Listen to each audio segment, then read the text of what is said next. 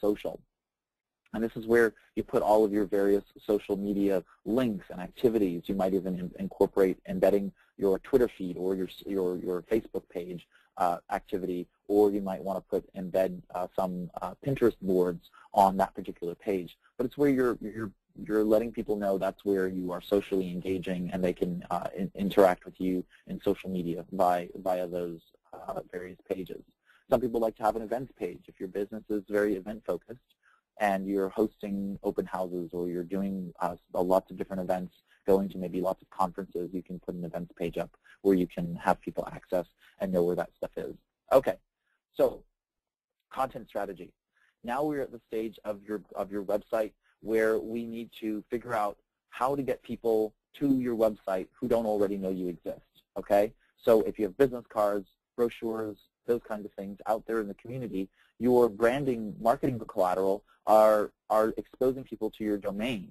So people are just going to type your domain name in and come to the home page of your website.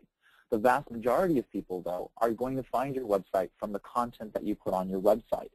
The content are the text, images, audio, and video that you create and that go on your website, and therefore Google and the other search engines find that content and drive people to your website by virtue of this text, image, audio, or video content item being on your website.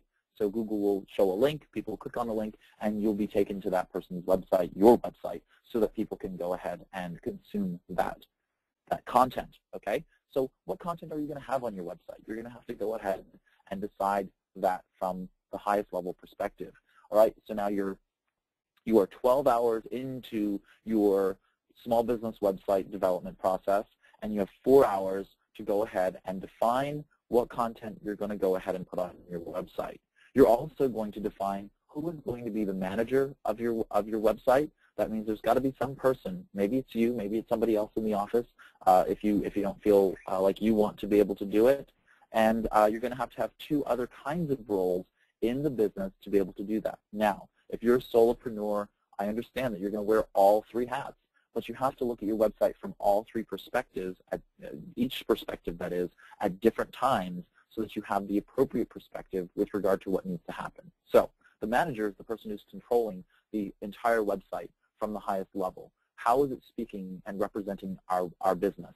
What is the content that's appropriate for the business, and how often are we going to really put that content out there for people to be able to see? The producer is really the content producer. Who's going to be writing the text? Who's going to be taking the pictures